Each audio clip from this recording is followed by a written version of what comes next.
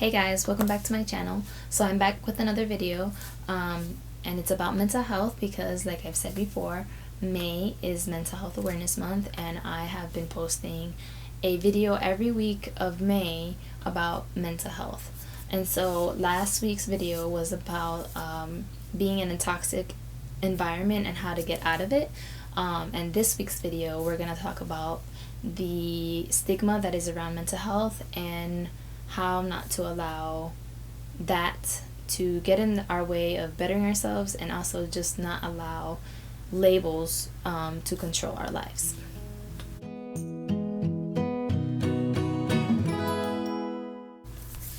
So basically, I want to talk about the effects that stigma has on those who struggle with mental illnesses. When I started struggling with mental illness, I noticed, because of the stigma that I was already seeing, I didn't want to talk about it, not even to my best friends, because I didn't know how they would react, and I've already had like negative experiences in the past, and so I just kept it to myself. I remember the day that I finally decided to tell one of my best friends at the time, and he reacted in a, I guess, normal way. It wasn't like, wow, or it wasn't like, I'm sorry. It was just like, okay, that's good to know, I guess. And it didn't make me feel bad, but at the same time, it was good for me just to like let it out. And just so, you know, kind of my way of saying, okay, I know sometimes I do certain things, but it's because of this. And so that was just hopeful for me. But not everyone has that ability to like express to those around them. I'm able to talk to my mom about my mental health struggles freely because she's also into psychology, and she has made it comfortable for me to express myself and to allow me to tell her what I'm struggling with and whatnot. So I'm very happy that I have that that comfort with her to be able to share, and I have my best friends now that I'm able to share with them also about my mental health struggles, and they understand because they also kind of go through it, and other people in my life. Just, I have a better group of people now that kind of get me and get where I'm coming from, so I'm very appreciative of that. But I do know that not everyone is blessed with that opportunity, and they are basically dying inside because they don't know who to turn to, and if they turn to someone, they feel like they're going to get shunned or ridiculed or told to get over it, or that they're just wanting attention. And so I really feel for those people, because that's no way to treat someone who's already struggling with so much, especially within themselves, to have that other negativity that just adds to everything that's already going on. So I really feel for those people.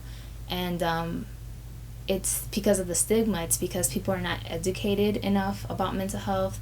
They don't understand it, and especially if you don't go through it, you can't really understand it. You can try, but if you don't experience, you can't really fully comprehend why it's so hard for certain people to get out of bed, or why people can't go outside, or why people can't go, you know, to the store or pay for something.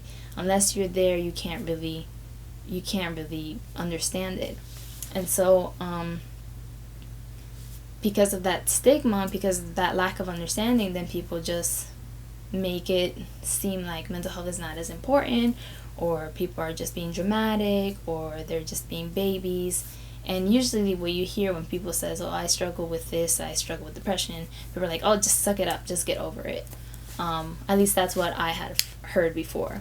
And so when people say these certain things and there's such a stigma, people who struggle with mental health are reluctant to seek help because they don't want to seem like they're crazy, or they don't want to spend the money on something that maybe somebody else is not taking seriously, so they think it's not that serious, so why spend money on it?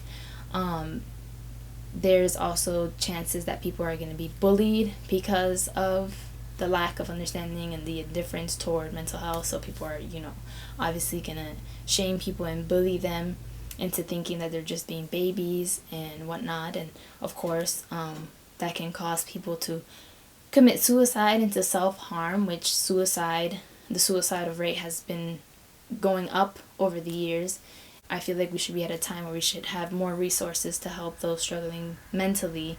It just seems like the situation is getting worse. The other effect that stigma can have on someone is the belief that they will never amount to anything, that they will never get over their mental health, that they will always be a burden, an obstacle, and that they'll never amount to anything, because that's when you tell somebody that you're struggling with mental health and then they respond in such a derogatory way or in a way that is not uplifting or encouraging, it makes that person feel like, do I even matter? Is what I'm going through not as important as, someone who's physically ill? Like, there's all these doubts and concerns that happen when people who struggle with mental health don't have the support and encouragement that they need. So now that we talked about the effects, some of the effects that stigma can have on people who struggle with mental illnesses, I want to talk about ways that if you're struggling with mental illness and you're experiencing this stigma, how to cope with that. The first thing I would say is get treatment. Don't allow what other people say and how they view you and your situation negate you from bettering yourself, from taking advantage of the resources that are out there for you, in which you can get therapy or whatever kind of help that you need for your situation. Don't allow the negative things that people say or think about your situation stop you from getting the help that you need, from seeking help from someone who will actually listen and try to understand where you're coming from. The second thing that I would suggest is don't try to continue to explain yourself to people who are dedicated to misunderstanding you. If your family member, your significant other, or whoever it is, doesn't want to understand where you're coming from, doesn't want to see it from your level of what you're going through or whatever, first of all, that person is toxic.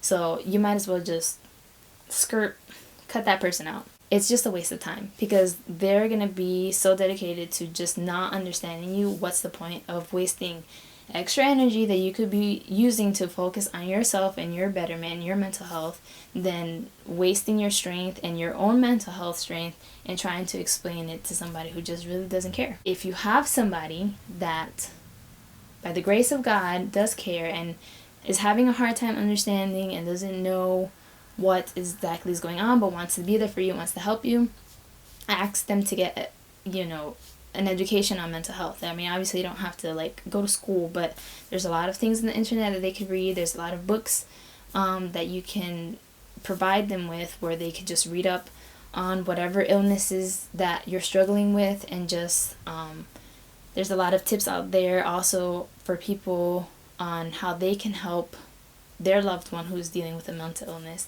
There's a lot of resources out there that people can use in order to better assist those around them that are struggling with mental illnesses. I think the third thing that I would say about how to deal with the stigma is to not hide behind your mental illness. People are big on labels. Society is big on labels, and titles and whatnot. But don't say, I'm schizophrenic. Say, I struggle with schizophrenia. Or don't say, I'm bipolar. Say, I struggle with bipolar disorder. But don't ever claim your mental illness as who you are, and that's all you'll ever be, because that's not the case. There are days where you may feel that way, like, you're depressed and you'll always be depressed and you'll never get over it, but it's simply not true. And I have fallen guilty of this, of using my social anxiety as a way of getting out of certain things. Like, if I didn't want to interact with people or participate in a group activity or in church or whatever, well, I can't do that because I get anxious. Or I shouldn't do that because I have social anxiety and, I'm going to get a panic attack. Or just using that as my blanket. And I'm not saying that you should put in yourself in situations where you'll get triggered, but also you can't hide away from certain situations just because they scare you or they're going to make you anxious. A lot of getting over certain fears and anxieties and whatnot is showing up. It's putting in the work. It's doing those things that you don't want to do, but doing them anyways because you know that with time it's going to make you stronger and you're going to be able to at the end conquer it. I always say that mental health or mental illnesses are the same as physical illnesses, in the sense that they are both as important.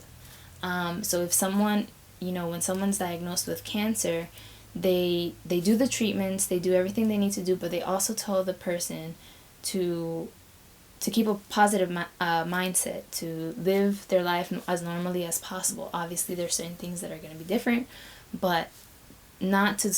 It's so they won't focus so much on what's going on, because when your mind starts thinking negatively, it affects the rest of your body. So if you start thinking, well, I'm gonna die, I'm never gonna get over this, your body's gonna eventually start thinking it and start breaking down, shutting down. So keeping that positive mindset, and I know that's hard with people that struggle with depression and whatnot, but just don't hold on to that mental illness and say, this is it, today I'm depressed, I'll always be depressed.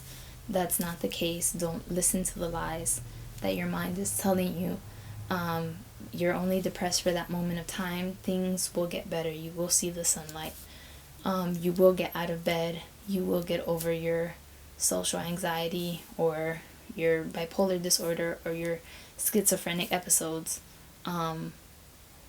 Just keep pushing and keep focusing on bettering yourself, and knowing that you are more than your mental illness, that you are stronger than your mental illness, and that just because you have a mental illness doesn't make you less than a person. You are still a human being who deserves to be loved and deserves to be understood. So the fourth and final thing that I would say to cope with the stigma and to kind of deal with it is just to talk about it. This is probably one of the hardest things to do because of the stigma. So if you talk about it, you are going to get those negative comments and those people who are like, that's not real, you're just exaggerating, whatnot.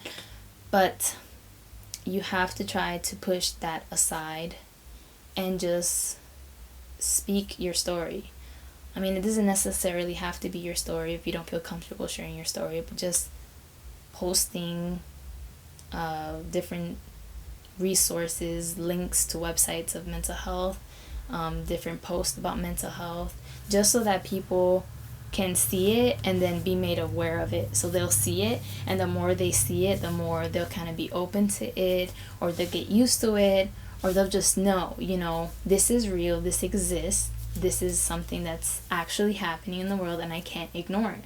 Especially during months like this, just taking the time and the initiative to actually post content out there talking about mental health, whether it's your own personal experience or just other people's stories from online resources and things like that, and just creating a place where people know, okay, she's a mental health advocate, or even helping other people know, okay, she's a partner, she's someone I could probably potentially trust and go to and talk to her about my own mental health struggles. So these are my tips on how to deal with stigma, and this is also me doing my part in breaking the stigma.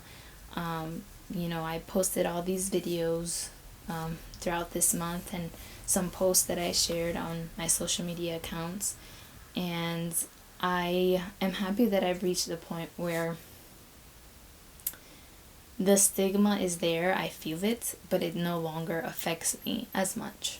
I can talk more about my struggles, and I know people are going to say what they say. They're going to have their comments. They're going to, think whatever they want to think. But that is not a reflection of who I am. That is a reflection of who they are. And so that really has nothing to do with me. I know what I'm doing, the steps that I'm taking, and how I'm coping. And that's all that matters. And the community that I have right now that is supportive of me, that's all I need. I just need that community, and I need God on my side. And with that, I feel like I can conquer the world. And I truly believe that one day, continuing what I'm doing and just learning to lean on God more, I will conquer my depression, and I will conquer my social anxiety, and I will become a different person and a stronger person, and I will continue to talk about mental health and continue to be an advocate, because it's just as important as physical health, and I will continue to talk about it until it's seen as so. And even if it's not seen as so, at least I know I did my part in trying to accomplish that. So with that, I will conclude this video and this series. Take care.